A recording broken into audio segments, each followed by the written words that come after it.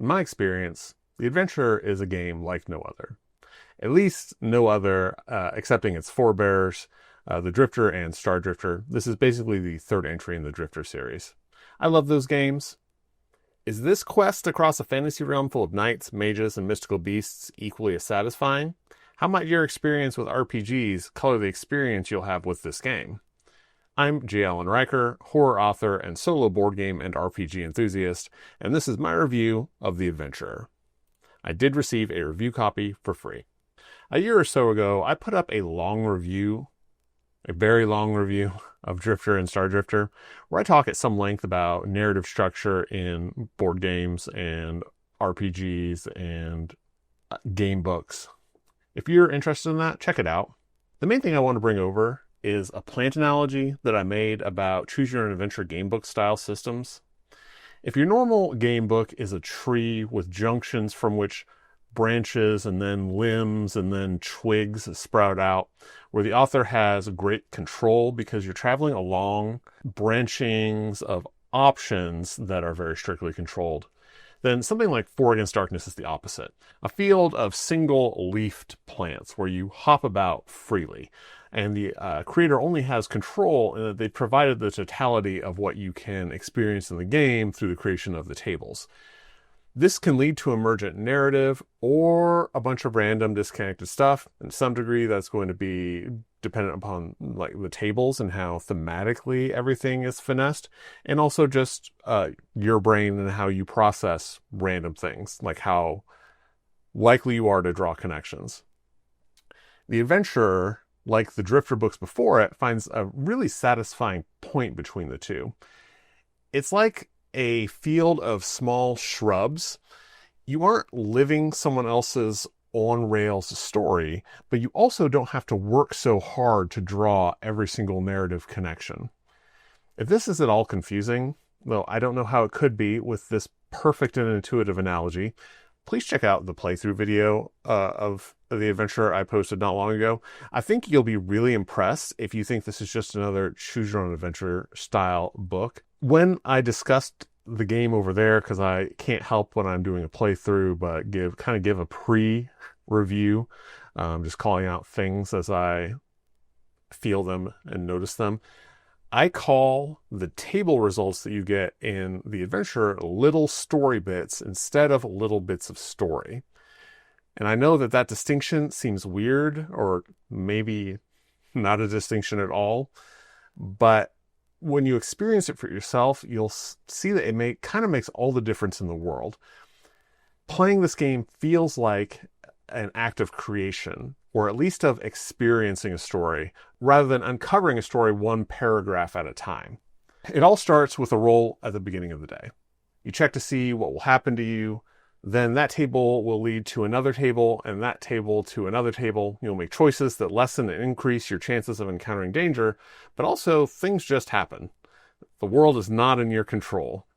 The thing is that means that this book is full of things that will happen, and you never know what it's going to be. And I have to feel like you would play the game for an extremely long time before you had experienced everything that there is to offer, and you still won't know what's going to come up at any given time or the path that you take there. Okay, so what might someone not like about The Adventurer? There is something about fantasy that makes me want to have my character survive for longer and to have a legacy. Especially with The Drifter, I felt like I was watching a gritty spaghetti western movie, and then when my character died, I was like, well, that's going to happen. But let's see how the next one does. Here, I think because of the fantasy genre, I expect my characters to be hardier, which they are, and we'll come back to that, but they still die pretty quickly. Now, to some degree, this is just how choose your own adventures tend to go. When you were a kid, you might have read those books with a finger in the page that you came from, so that when you had a sudden death, you could go back and choose the other option. It's also kind of how old school role-playing games a lot of times were. The poison didn't have a lasting effect, like you rolled and saw if the poison just killed you dead. I think, though, that maybe the extremely deadly combat system in the adventure feels a little bit more like the chaos of a bar shootout than me slaying one long line of victims as a ruthless murder hobo. So you see, combat is really deadly. It's no more deadly than previous entries in the series. I'd say less deadly, actually, as you get significantly more mitigation abilities. But you will get into combat way more often, so eventually your luck is probably going to run out. I think that for watching a movie play out style experience, this works, but the mindset matters here. If you bring expectations of your D&D 5th edition hero, it's going to feel real tough being taken down by a pack of rats. What are some things that someone might be kind of mixed on? One thing is the time scale. You will see a lot of time pass in every game that you play. This isn't weird when you think of it from certain perspectives, like a board game. But it doesn't play out like a Lord of the Rings novel where you're walking through a forest for a few hundred pages. You're going to face like event after event after event, rolling on those tables, seeing what happens, and you're going to gain level after level after level. It's difficult to get gold, but you are going to get experience points, and you will see the different levels in your classes. If you've ever opened an RPG book and you've seen like a ton of cool classes and you're really psyched to try them all out, but realize that it's probably going to take you years, that is not the case here. You'll die or win pretty quickly. And when you choose a new class, you'll get access to their game-changing abilities quickly too. This is fun, but I did get the feeling, and again, I think it's coming from from fantasy RPGs and maybe from slow fantasy novels, of wanting to stick with particularly interesting events for longer. And the means to do that isn't necessarily in the box, but it's not inhibited by what's in the box. So we're going to come back to that at the end of the review. So compared to the previous entries in the game, there is a lot more combat. That makes sense. So that can be a good thing, because when you play fantasy, you want to be fighting fantastical creatures, and you definitely will be. But I definitely did feel that significantly more entries being dedicated to combat left fewer dedicated to non-combat style adventuring. And that shift is then both good and bad. The combat balance of previous entries in the Drifter series would have felt too sparse for fantasy. But now it does squeeze out some of the sort of questing type of encounters that I had come to expect from Drifter and Star Drifter. Okay, so let's talk about what's just straight up good about the adventure that I think pretty much everybody will enjoy. First, there have definitely been lessons learned and tweaks made, and resulting in some improvements over the previous entries. The biggest one for me is that you feel really grounded in the map. The terrain type plays a consistent role in what happens in the hex. This must have been a ton of extra work, but now the map that grounds you in the reality of the world, that I feel is part of what really sets this apart from other adventure books. You feel the impact of it. You feel the weight of it and your presence in a place. It prints out across 2 pages, but honestly, I might scale it up and print it across 4 pages to make space for making notes, because I want to have these landmarks of what I did during a session. One thing that I think is really cool that's an improvement is that there are now specialized classes. In Drifter, you were either a black hat gunslinger or a white hat gunslinger, depending on how you wanted to go about getting gold, or somewhere in between. But you weren't playing like a rancher or a saloon owner. Here there are the expected fantasy classes to choose from, and it didn't come with a bunch of overhang. While they feel very different because of the really impactful nature of their special abilities. This book has some really nice art, making it a lot less sparse than the previous Drifter books. And one final thing is that some people are going to say an improvement is that it's fantasy, and a lot of people just want that fantasy. Of course, there's just a lot of the carryover of the good stuff from the Drifter series too. The adventure is very easy to play. The game looks a lot more intimidating than it is. And it looks fiddlier than it is. It looks like it shouldn't flow as fast. If you've ever played some of the kind of RPG light in a book, maybe it's a dungeon delving game, Four Against Darkness or something, or 2D6 Dungeon, and you felt overwhelmed and lost. Nothing against those games, but it took me a minute to get my feet underneath me when I played each of those. And you see this, and it's an open world, and you think, oh wow, this is going to be really difficult. It's actually it's one of the easy. It's surprisingly easy to play. It is easier than either of those other games to just get into. There is almost nothing to remember. There are very few things to reference that you aren't just straight up directed to by an entry number. And when you stop hopping through the tables, it means the day is done, and you just roll on the master event table again, and off you go on the next day's adventure. The game truly is a sandbox of possibilities. It's so generous, like the previous games. It just has so many entries. There's no way to memorize which to choose, because you'll remember having encountered the entry where you meet an old man, but you won't know until you roll on a table if he's a friendly merchant or a wizard. And that, if he turns out to be a wizard, then that takes you off on an entire different trail, a whole bunch of other tables with entries and tables within entries. You don't know what his reaction is going to be. Even if you've encountered another wizard before, you won't know what type of wizard he'll be. So much more than any on-rails adventure book, you will feel like you're really exploring a world instead of playing someone else's story. When you meet the old man on the road, this is going to be a different one, and he's going to surprise you. I was recently playing Dragon Eclipse, and I don't know if I'm going to play it enough to review it, or if I'm just going to sell it. But it's really apparent to me how much more effective this type of narrative is for me than just choosing A or B options in a choose your own adventure game. I know that's a lot of people's a lot of people have fun with that, but I think that the funny thing is that people who don't have fun with that will have fun with this, and I also think that people who have fun with that are almost guaranteed to also have fun with this and probably be surprised by how much this game offers you for so much less money as far as narrative goes.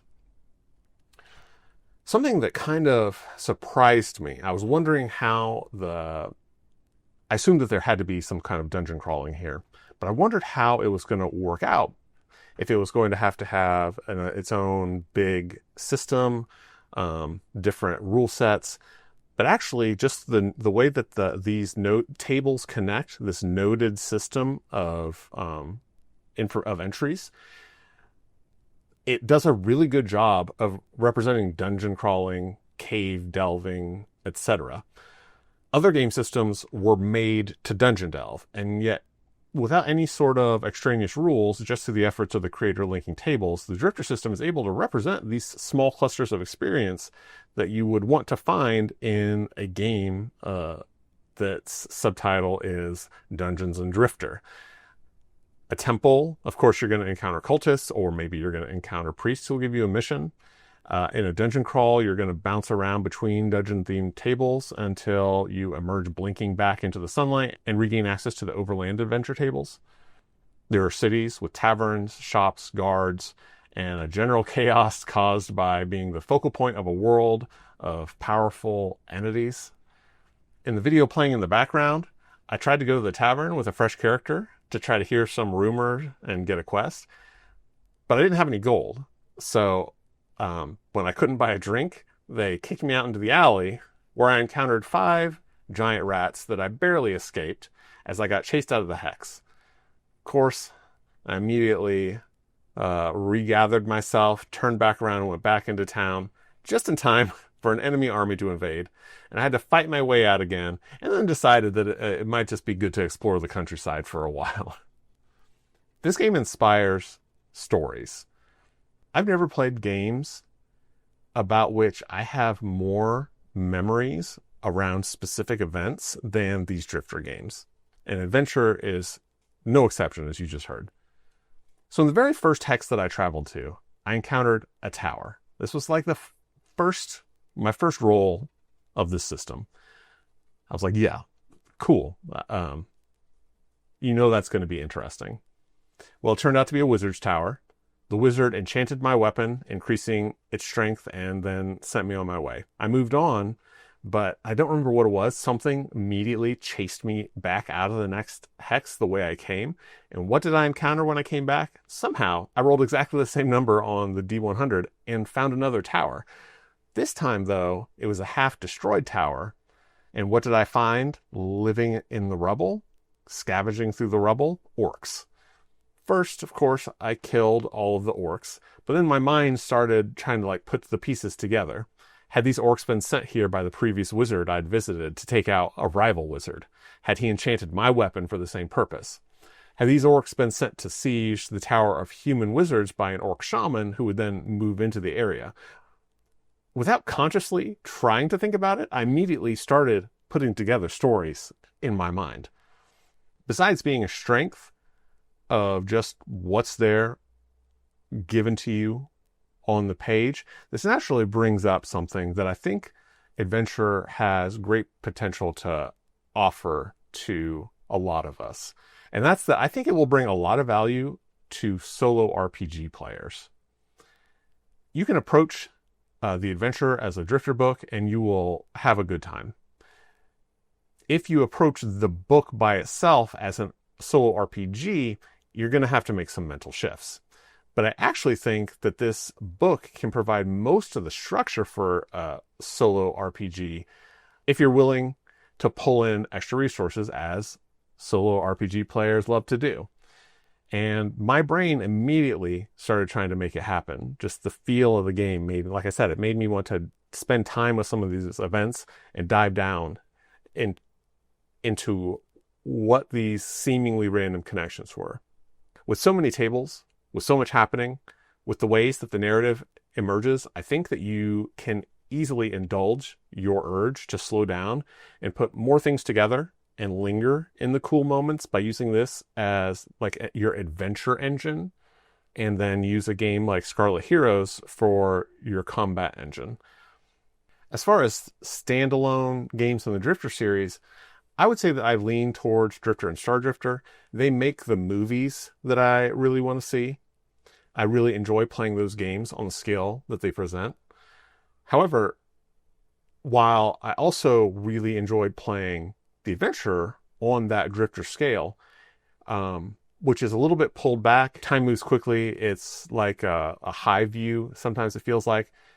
But I also have this strong urge to dive into these moments and flesh them out. And so if I was to choose one to use as a resource for solo RPG, I think that this is the one, because I think that there's just so many tools that you could use to easily take this system and live in this world and tweak things to exactly how you want them to be. Another little idea that I had that wouldn't require any rule replacement, but just kind of an addition, would be to play the whole thing as a persistent world. When I found those towers, I wanted to draw them on the map. And so, like I said, I could see printing the map as 4 pages instead of 2. The hexes are already keyed with rows and columns, and I just immediately thought about taking notes in a notebook off to the side.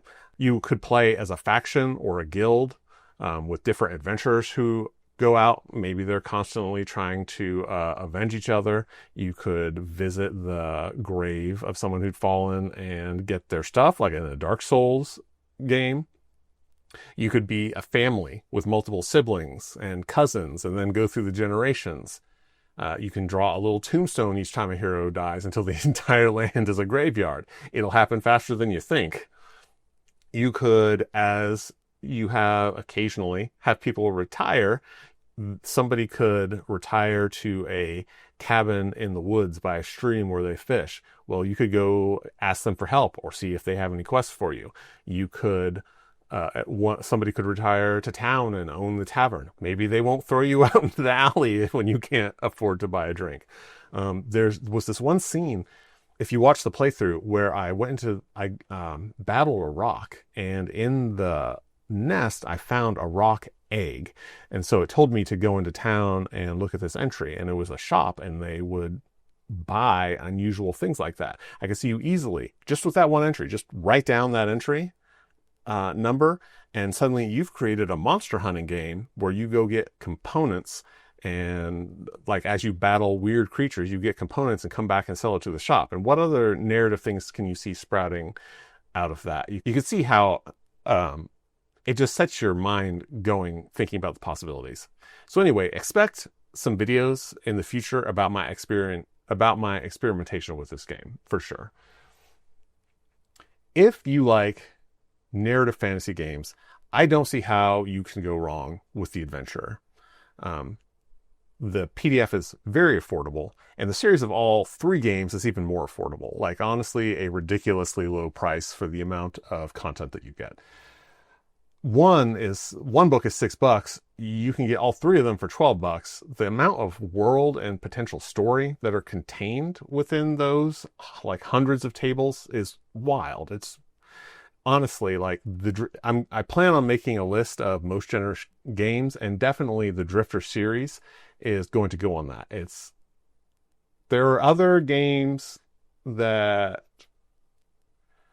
would give you a tiny fraction of the number of tables that you find in this, and then sell you more tables. And